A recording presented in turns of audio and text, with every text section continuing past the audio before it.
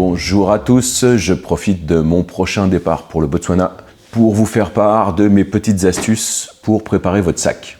Préparer votre sac, c'est déjà avoir un sac. Et ce que je vous propose, c'est ce format de sac. Il est particulièrement adapté parce que ça va vous permettre de prendre votre sac en cabine avec Air France et de ne pas attendre que les bagages soient sortis de l'avion après le passage de la douane. Deuxième chose, c'est les sacs souples. Et si vous avez un vol intérieur à reprendre ensuite, ce sera nécessaire d'avoir un sac souple puisque les valises ne sont pas acceptées dans les petits avions, dans les Cessna, dans les 9 places. Donc quand vous allez prendre des avions taxi dans le Delta, du Delta au Kalahari, du Kalahari à Victoria Falls, privilégiez ce genre de sac. Ils n'aiment pas du tout les valises, et voire ils les refusent de temps en temps. Maintenant, je vais vous montrer ce qu'il y a à l'intérieur de sac et qu'est-ce qu'il ne faut absolument pas oublier pour partir en Afrique, pour partir au Botswana. Sachant que ce que je vais vous montrer là, c'est essentiellement pour faire des camps et ça fonctionne tout à fait pour les lodges également. Je vais vous détailler un peu tout ce que j'emmène et à quoi ça me sert. Ça va me permettre d'aborder la plupart des points qui sont importants pour un départ en Afrique. Première chose, le point le plus important, c'est ça. Si vous n'avez pas ça, vous partez pas. Donc, la première chose à faire,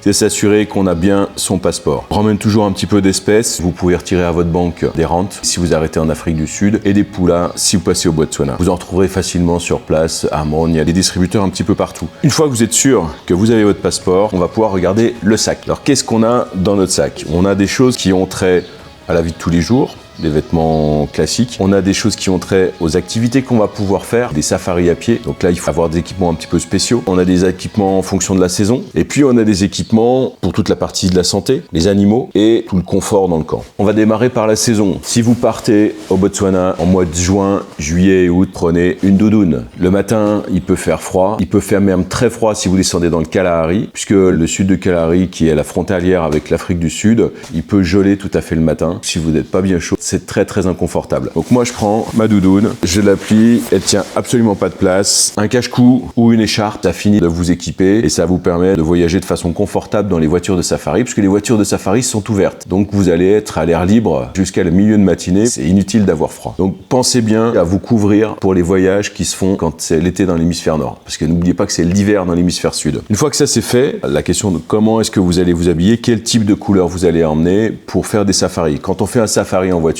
peu importe la couleur, vous pouvez vous habiller de la façon qui vous plaît. Par contre, pour des safaris à pied, ce qui est très important, c'est d'avoir des couleurs qu'on va retrouver dans le paysage. Les safaris à pied, et encore une fois en été, c'est la saison sèche, l'herbe est de la couleur de ma chemise. Donc moi, je marche avec ma chemise Lion's Call. Ce que je fais, c'est que j'ai des t-shirts pour être en dessous. Ma chemise, je la lave tous les 2-3 jours et j'ai mes t-shirts que je change tous les jours. Les pantalons, privilégiez les pantalons. Monsieur Decathlon fait des trucs super avec des jambes qui s'en vont. C'est un short la journée, un pantalon pour aller dans la brousse. Et ça, c'est très important d'avoir les jambes couvertes puisque les herbes peuvent vous couper. Vous allez passer dans des endroits avec peut-être des branchages et de façon à pas se griffer les jambes, c'est important d'avoir un pantalon. Pour le safari, ce qui est très important aussi d'avoir, c'est des chaussures de marche qui montent un peu. Celles-ci sont pas très hautes, mais vous pourrez avoir des chaussures un petit peu plus hautes parce que le plus gros danger dans les safaris à pied, c'est les trous dans la brousse. Il y a beaucoup d'animaux qui font des trous au sol et ces trous sont parfois dissimulés, profonds. Et là où il peut y avoir le plus d'accidents, je mets le pied dans un trou, je me tords la cheville et là, je me fais mal. Donc privilégiez des chaussures dans lesquelles vous êtes confortable et des chaussures qui montent assez haut. C'est très important. Ce qu'il vous faut sur la tête, c'est un chapeau avec des bords souples. Non pas une casquette, mais un chapeau avec des bords souples qui va descendre de chaque côté de façon à vous protéger l'ensemble du visage des rayons du soleil. Parce que s'il fait froid le matin, il peut faire très chaud la journée. Et on aborde directement la partie trousse de toilette avec la crème solaire. À ne jamais oublier. On va regarder également ce qu'on emmène dans notre trousse de toilette. Il y a un certain nombre de choses qu'il faut pas oublier. Ça, c'est vos meilleurs compagnons, les anti-moustiques. Dans le delta de l'Okavango, en fonction des saisons, il peut y avoir des moustiques. Alors, l'été, il y a très peu de moustiques. C'est la saison où il n'y a même aucun risque de malaria, par exemple. Vous n'avez pas besoin de prendre de Malaron si vous partez en juillet, août, septembre, jusqu'au mois d'octobre. C'est conseillé de reprendre de la Malaron à partir du mois de novembre, la saison des pluies. Les pluies vont redémarrer, donc là, les moustiques vont revenir. Mais sur la saison sèche, il n'y en a pas. Si vous êtes sensible malgré tout, vous pouvez quand même emmener ça. Ça ne mange pas de pain et ça peut toujours servir. Soit sous forme de spray, soit sous forme de stick. Le gros avantage du forme de stick, c'est que vous le laissez dans votre trousse de toilette, vous n'avez même pas besoin de le sortir à la sécurité et vous risquez pas de vous le faire piquer. Parce que sur les sprays, attention, ici c'est marqué inflammable. Et là, de temps en temps, un contrôleur qui fait du zèle, même si vous êtes à moins de 100 ml, il peut vous le prendre à cause d'inflammable. Alors soit vous grattez le logo inflammable, soit vous prenez un stick. Quels sont des médicaments qui peuvent être utiles en Afrique? Ce qui peut être utile, en dehors des médicaments que vous avez l'habitude de prendre tous les jours, c'est des médicaments concernant les problèmes intestinaux. Ils sont souvent dus à la prise des antipaludéens. Bon, les antipaludéens, vous avez un antipaludéen qui est la version européenne,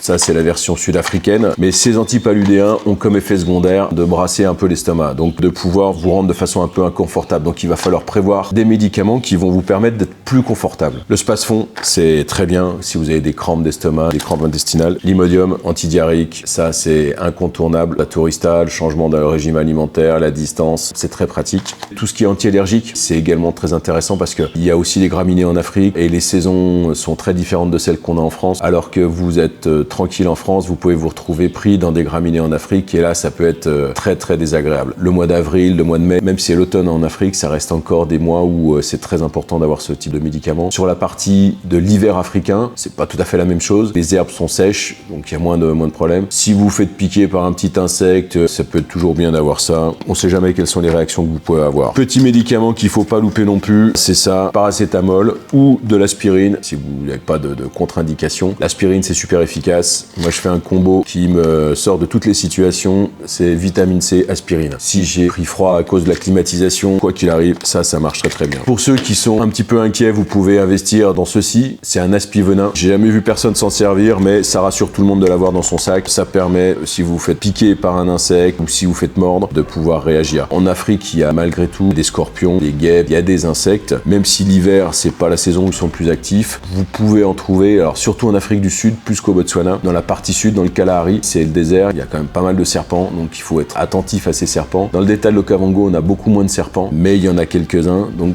bon, c'est pas mal de prendre ça. De toute façon, sur les camps, on est équipé, il n'y a aucun problème. Mais vous pouvez prendre ça de façon individuelle quand vous n'êtes pas dans nos camps. Dernier petit point, ça c'est miraculeux, ça prend pas de place et ça vous permet également d'être plus à l'aise si dans le régime alimentaire, il y a des petites difficultés. Tout ça dans une trousse de toilette. Ce type de trousse, c'est très efficace parce que vous pouvez la suspendre et vous avez un petit crochet qui est ici et vous gardez tout à portée de main. Donc ça, c'est très très efficace comme trousse de toilette. Ça, ceci, j'en profite, c'est des chaussettes de contention. On va faire des vols qui seront longs. N'oubliez pas ça quand on arrive à un certain âge, c'est pratique. Sur les camps et n'importe où, c'est agréable de pas toujours avoir des chaussures de marche aux pieds. Donc pensez bien à prendre des chaussures qui vont vous permettre de vous décontracter et de faire respirer vos pieds. Des jumelles, indispensables pour partir en Afrique. C'est ce qui va vous permettre de pouvoir voir les animaux quand vous êtes de loin, les repérer de loin. Ensuite, on les approchera. N'oubliez pas les câbles pour brancher votre téléphone. Une batterie externe, c'est toujours prudent. Quand on part dans le delta, on part 5 jours en totale immersion. Même si sur les véhicules, on a des prises qui vous permettent de recharger vos téléphones, même si sur le camp, on a des panneaux solaires, vous pouvez tout à fait prendre ça. Ça vous permettra de brancher votre téléphone, vos lampes et d'être sûr que tout soit branché.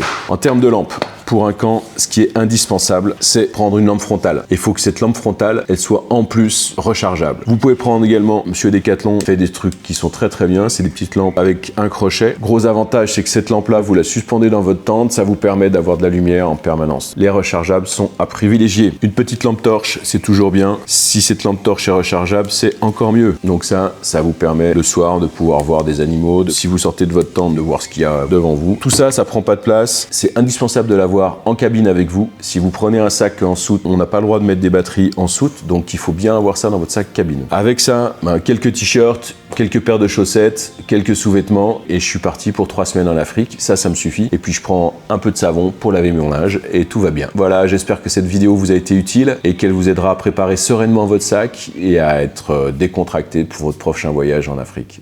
À bientôt.